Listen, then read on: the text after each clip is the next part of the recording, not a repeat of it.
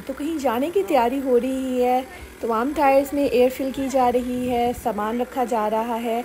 आखिर कहाँ जाने की तैयारी हो रही है। अस्सलाम वालेकुम everyone and welcome to my YouTube channel Desified Canadian. और आज के इस व्लॉग में हम एक बहुत ही स्पेशल जगह पे पिकनिक करने जा रहे हैं। स्पेशल इसलिए है कि that is the only salt lake in Canada and it is also known as the dead sea of Canada. तैयारी मुकम्मल है तो चलें शुरू करते हैं। किसी भी पिकनिक पे जाने से पहले हमारा first stop has to be Dollarama, क्योंकि हर दफ़ा बच्चे जब पिकनिक पे जाते हैं तो दे फॉरगेट देयर टॉयज़ या सैंड टॉयज़ या बीच टॉयज़ कहीं ना कहीं भूल जाते हैं और कुछ ना कुछ हमारे पास नहीं होता। We are always short of the toys. तो Dollarama has to be your first stop. और बच्चे अंदर गए हुए हैं अपने बाबा के साथ to get the beach toys और फिर इसके बाद इंशाल्लाह हम लेक के सफ़र पे रवाना होंगे। सफ़र का आगाज़ बेशक अल्लाह ताला के नाम से पुरअमन और सुकून दे सफ़र की दुआ के साथ। लेक मैनीटू तकरीबन सास्केटून से 1.5 आवर की ड्राइव पे है और आज हम फर्स्ट टाइम जा रहे हैं। So we are excited to explore, क्योंकि बाकी लेक्स पे हम लोग मल्टीपल टाइम्स जा चुके हैं लेकिन इस लेक पे हम फर्स्ट टाइम जा रहे हैं। यहाँ पे हमें रास्ते में स्टॉप कर दिया गया है। उस्मान, किस लिए यहाँ पे हमें स्टॉप किया गया है? What's the reason? कंस्ट्रक्शन हो रही है। अच्छा, रोड के उस साइड पे? No, it's a two way road. एक रोड जो है वन साइडेड रोड कंस्ट्रक्शन हो रही है। अच्छा, तो उसकी वजह से उन्होंने एक साइड बंद कर दी। हाँ हाँ, उधर से ट्रैफिक आ रही है। सही। तो इन चीज़ों के लिए भी टाइम निकाल के जाना चाहिए। अब उस साइड की ट्रैफिक क्लियर होगी तो इस साइड की ट्रैफिक ओपन होगी। तो ये गाड़ी हमें लेके जा रही है टू क्रॉस दिस एरिया, जो कि एक ही साइड चल रही है। अब उन्होंने उस साइड की ट्रैफिक बंद कर दी है।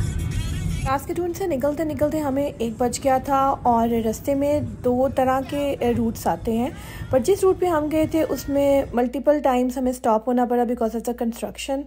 सो थोड़ा टाइम ज़्यादा लगा, 1.5 घंटा से ज़्यादा। और फाइनली इस टाइम हम मैनीटू के करीब वॉस्ट्रस जो सिटी आता है वहाँ पहुँच गए हैं। And it's a very beautiful small city. थोड़ी सी पॉपुलेशन है लेकिन nice neat and clean tourist city वाली वाइब्स मिल रही थी। और हमने लेक पे जाने से पहले इसको थोड़ा सा एक्सप्लोर किया और हमें ये देख के बहुत खुशी हुई कि लिटरली यहाँ पे सब कुछ अवेलेबल था, from banks to hospital to school to golf course, fitness centres, everything is there. Like छोटी सी पॉपुलेशन वाला छोटा सा टाउन है लेकिन आपको ज़िंदगी की हर एमिनिटी वहाँ पे अवेलेबल है। The only thing I kept on imagining and thinking was कि यहाँ पे 6 महीने सर्दियाँ रहती हैं, स्नोफॉल होती रहती है। सो उन डेज़ में ये काफ़ी जो दूर के एरियाज़ हैं, रिमोट एरियाज़ हैं, यहाँ पे लाइफ कैसी होती होगी।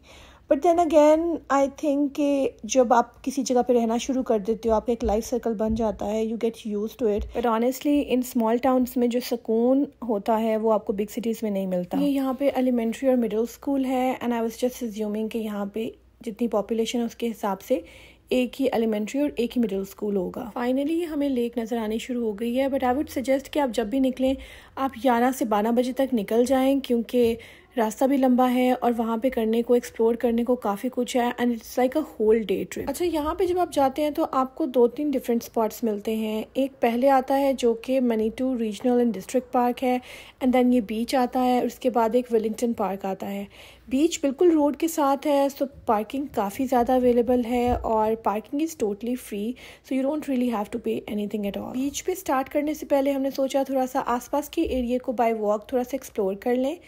और यहाँ पे बहुत सारी छोटी छोटी शॉप्स और कैफ़ेज़ बने हुए हैं। I really like this one, it's such a cute little cafe. इसके अलावा यहाँ पे आइसक्रीम्स की कन्वीनियंस स्टोर्स आपको मिल जाएंगे, twisters and slurpees. I was happy कि एटलीस्ट कुछ इस तरह की ऑप्शंस अवेलेबल हैं जो कि हम भी खा सकते हैं। Like we don't have to see the halal stuff in that. और हलाल फूड तो ऑब्वियसली यहाँ पे नहीं मिलना था।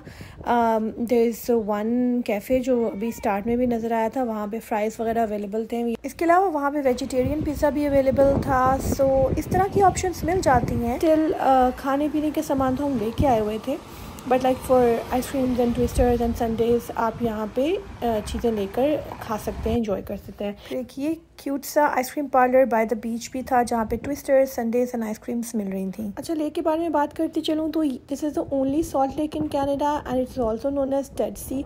वो इसलिए क्योंकि इसका सॉल्ट एंड मिनरल कंटेंट इतना हाई है कि इसके अंदर कोई भी लाइफ नहीं सस्टेन करती है। So there are no fish और इस तरह की कोई एक्वेटिक लाइफ आपको अंदर नहीं मिलती है इसके अलावा यहाँ पे ब्लू ग्रीन एल्गी का issue from time to time हो जाता है, बट जब भी होता है अथॉरिटीज़ एक एडवाइजरी इशू कर देती हैं। तो उस टाइम में स्विमिंग या बीच पे जाना कम्प्लीटली प्रोहिबिटेड होता है, बट अभी इस टाइम ऐसा कोई मसला नहीं था। मैनीटो बीच को अच्छी तरह से एक्सप्लोर करने के बाद इस सारे एरिया को फाइनली बीच पे आ गए because kids could not wait. So they're not really interested in exploring the whole city or the surroundings. वो सिर्फ और जब हम बीच पे आते हैं तो हम लोग इतने कंसर्न नहीं होते हैं about the clean beach or dirty beach. Beaches are supposed to be raw, natural और उसी चीज़ को बच्चे सबसे ज़्यादा enjoy करते हैं और बहुत excited है।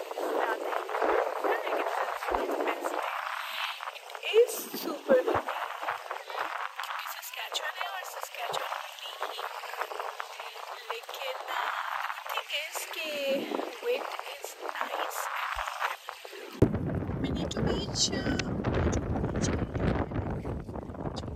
सैंडी बीच एरिया है वो बहुत ज़्यादा नहीं है, लाइक इतना ही एरिया है जो आपको वहाँ से नज़र आ रहा है और ये सारा और ये यहाँ तक जाता है।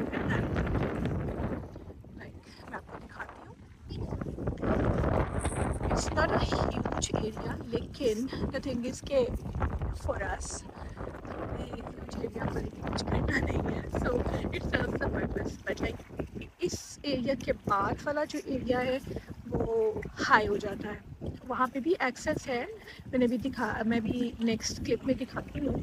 वहाँ पे जो है एक्सेस है but it's high, so like it's good for eating out या पिक्चर्स वगैरह के लिए या वैसे हैंग अराउंड वॉक के लिए वो एक अच्छा एरिया है। लेकिन अगर आपने बीच को एंजॉय करना है तो वो एक छोटा सा एरिया है।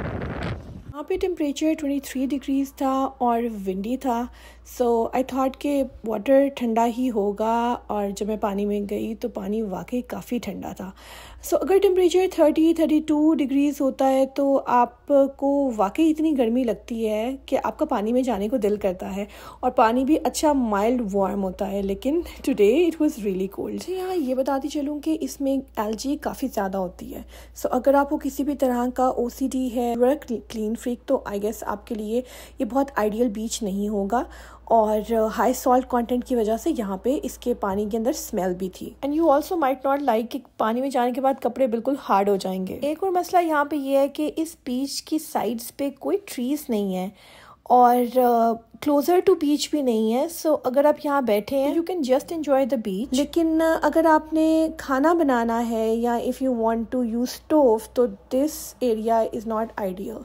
सो मुझे थोड़ी सी इनकन्वीनियंस ये हुई थी कि बच्चे यहाँ खेल रहे हैं and then I had to find a different spot जहाँ पे जाकर मैं कुक कर सकूँ। What are you making? Trying to make the biggest hole ever in history.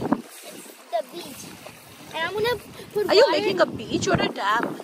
No, I'm first gonna make a hole and then I'm gonna connect it to the dam. So if That is the dam? Yeah. Oh, okay. So some water could go here. He has told us his plan of what he's making. Iman, what are you making? I'm just making a hole. I'm trying to make it like a big hole and then fill it up.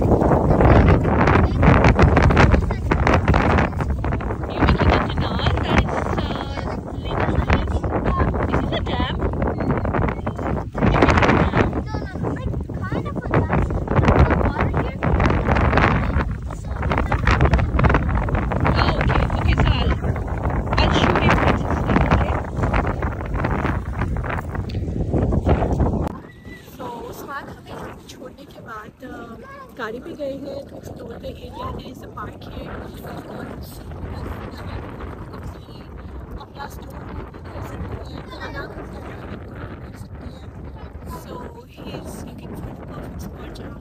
Stove on कर सकें और खाना वगैरह बना सकें। यहाँ पे bathrooms भी हैं वेमेन का एंड मेन का, and they are reasonably clean जैसा कि बीच पे होते हैं, but they are like nice and maintained.